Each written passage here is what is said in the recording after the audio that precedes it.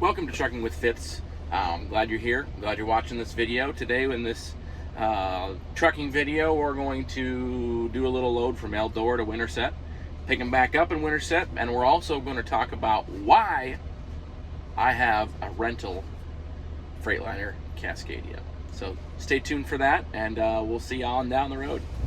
Good morning. It is Friday the 13th of January. And it's about 7:45 in the morning. We are here on Highway 65 in Iowa, headed south. We are between the towns of Hubbard and Ziering currently, and we are loaded.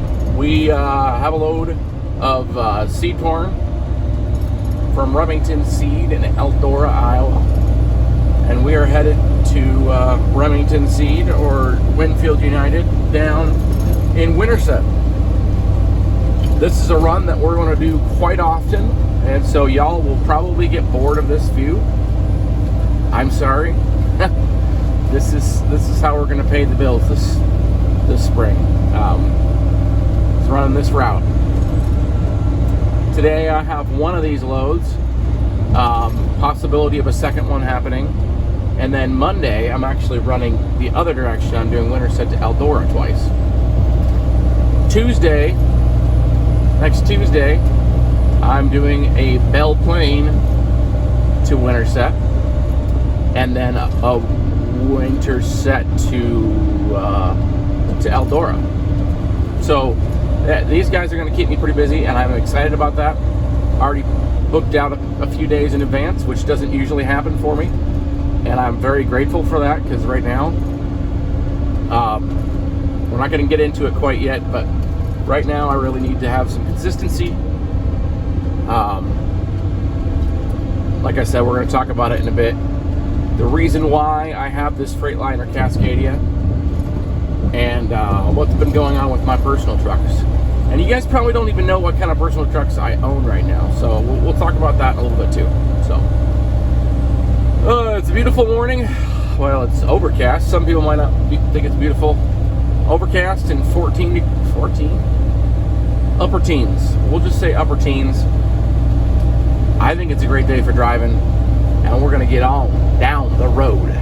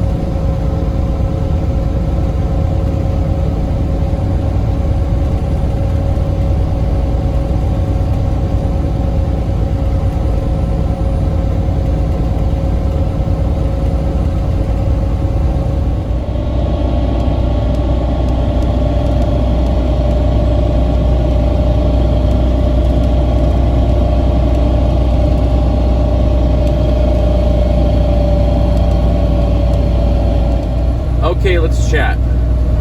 Question is, why in the world do I have a rental Freightliner Cascadia? Yep, that's right, it's a rental. I did not choose to own a Freightliner Cascadia. It's not my truck of choice. It is my truck of necessity. So we should probably go back to like a year ago. We really got to go back that far. Some of you guys may have watched some of my earlier videos. There's a massive gap in between my new And in those old ones, I'm driving a Kenworth T800. That is my truck. I still have it, but it's broken down right now. It is not working, and that is because it has coolant in the exhaust. So we'll go back to its original breakdown. About this time a year ago, I was sitting on my hands because a fueling issue that happened with that T800. It has a PACCAR engine, MX-13, EPA 13. And I was down for 2.5 months with that truck. And at the time, I was getting rather desperate, close to the end there, and I ended up buying a second truck. That choice was not the greatest choice I've ever made, because like a day or two after I started running this new truck, well, not new truck, I'll tell you about it in a minute, my white truck was finished. And yeah, so what did I buy? I bought a 1993 Kenworth W900B. It has a Cummins N14 mechanical with a 13-speed transmission and 370 rears. I do like that truck. We'll do a review, talk about that truck later. Now we need to get to the most recent breakdown. So I sort of went back and forth throughout the year of driving the two different trucks. And in the fall, this will also be another video, but I switched to dry van, and when I did that, I switched completely to the white truck. And the white truck had been sitting for a while, been sitting for a month or so. I started up every week or so, not completely sitting, but when I started running it again, I noticed a small puff of white smoke, even when it's warm outside, on startup. I'm thinking, that's a little strange. But I didn't think too much of it because a lot of trucks do that. So we went along and kept working with the dry van, and eventually started getting worse. And eventually it started smoking on startup for 30 seconds, and the white smoke was you could definitely smell the coolant in the exhaust. I'm not going to get into all the details of the things that I checked. Long story short, that truck is sitting at my local shop waiting to get in the door. It's been sitting there for over a month, probably a month and a half now.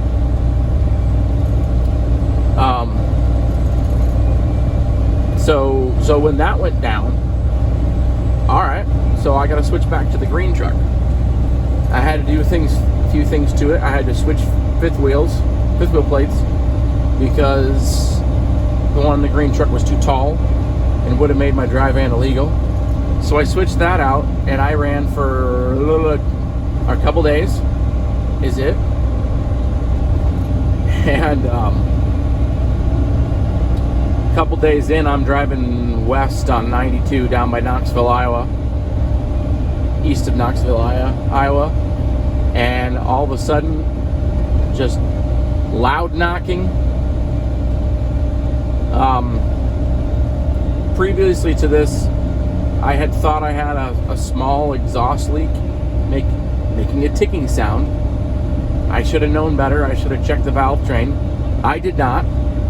And what happened was I dropped a valve or two. I have to talk with my mechanic to see exactly how many valves it dropped, what valves it dropped, what have you. But long story short, I've said that a few times now. We're trying to make this quick. It's not quick. Anyway, I had to, I blew the first two cylinders 1 and 2, on that W900. And it blew up an hour and a half from my house, so I had to get a hook and That truck has been in the shop for a month and a half. He replaced liners, pistons, rods, new head, injectors. Destroyed the head and the injectors on that. Couldn't even get a core back from the head because it destroyed it so badly. And so I was supposed to get that back a couple days ago. During the month of December, I drove this truck. That's the videos that you've seen previously here with this truck. That's why I was driving it, because it was my regular truck was in the shop. And 2 days ago, I went, because the mechanic said the truck was done, went down to Knoxville and picked up my truck. Got 30 minutes down the road, stopped for fuel, and when I stopped for fuel, it was smoking white smoke bad. Running rough. Jakes weren't working very well. So I turned around and started headed, well, and also the oil pressure was lower than it should be. So we turned around and dropped her back off at the shop. And yesterday I went and picked up this rental. So that is why I have a Freightliner Cascadia again. It's because I was supposed to have my truck back and it didn't work out. So now what's the plan? So they got the truck back, and it should just be an injector. They can't get the injectors, but because mechanical Cummins injectors are basically bulletproof, we're going to be all right, and we're going to run it probably. They raise the idle up, and when it's not at idle, it burns all the fuel off. The excess fuel from an injector not working correctly, because that's what it was. It was a injector, I forget which cylinder, but it's in the rear, not closing completely. So as the RPMs go up, the problem goes away. So we actually bumped up the idle, and it's much cleaner now. I haven't picked up the truck yet. It's still got lower oil pressure than I want. Lower than spec. They're telling me it's not lower than spec, but they're wrong. It is at idle when warm. It's at 5 psi, and they're like, "Oh, it's Cummins, it's low pressure." That is accurate, but 5 psi is still too low for a warmed up engine. It needs to be 10 to 15 at idle. In the 30s, RPM up, hot. So what I'm thinking happened is that they broke off a cooling nozzle, piston cooling nozzle, when they rebuilt it. I replaced a couple of them a couple months ago when it went down. When it went a couple months ago, probably 6 months ago, when I noticed my oil pressure was a little lower than I wanted. So I actually have a few left in stock of the piston cooling nozzles. So all I really got to do is, I'm guessing it's cylinder 1 or 2 that got bumped as they were rebuilding it, and that's probably all I'm going to need to do, and my oil pressure should be good again. That's the plan anyway. I'm pretty confident that's what's going on. So we're going to go get that truck in the next couple days, and hopefully we can show you that truck. I don't think it's been seen on this channel, so that'll be excited. Like I said, it's a Kenworth W900B. It's a day cab, green, dark green. I think it's a beautiful truck. It's old, it's got its problems, it's rough, but I think it's beautiful. Anyway, we're gonna be done with our story time here, and we're gonna get on down the road, but that is why I have a Freightliner Cascadia. Alright, we're getting ready to pull in here to Winterset. A nice little left turn and turn. I think you guys have been in here before. Left-hand turn into Winterset. This guy is not going to be kind to me. He saw me coming. He could have... She could have moved. She could have. She did not. Thankfully, I got plenty of room. We're going to get on in here to Remington Seeds. I don't know where they have us unloading right now. For now, we're going to pop into the first entrance. Hoping there's nobody. Okay, there is somebody in the dock, so we're gonna pull into the waiting area here and walk down there to the office, get ourselves checked in. Should not take very long, and I'm sure we'll get right into a door. Don't matter that there's somebody in a door. We'll get right into a door, and we'll probably get unloaded right away because this place is awesome. So we're gonna walk down to the office right now, and we'll see you in a second. All right. Last time you saw me, we were pulling into Winterset. Good news, we got unloaded, and actually, we got loaded back up with the load going back up to Eldora. One of the ones I was scheduled for on Monday was ready for today, so we went ahead and picked it up. That cuts back 4 hours of deadhead. I should have done the math, but that's a lot of money we're going to save. And make Monday a much easier day. Which is awesome. I came back on here now because, one, because I'm done with the video, but also because right up here on the right, next to those grain bins, is where my white truck, my T800, is going to be worked on. And maybe I'll be able to see if it's moved or not. It was parked on the back side of this building. Furthest corner from us right now is where the truck is parked. We'll see if we can see it. My guess is it's still sitting exactly where I left it. Let's see. Yep, she's still there. I don't know if you can see her or not, but she was there still, right where I saw her last. Still not in the shop. Oh well, they'll get to it eventually. I'll be patient. Just got to get this green truck going. Anyway, you don't need to know all that. We need to be done with this video. We're probably 20 minutes from home, and we will see you on Monday. Thank you for watching. Please like and subscribe. Put a comment down below, and I'll see you next time.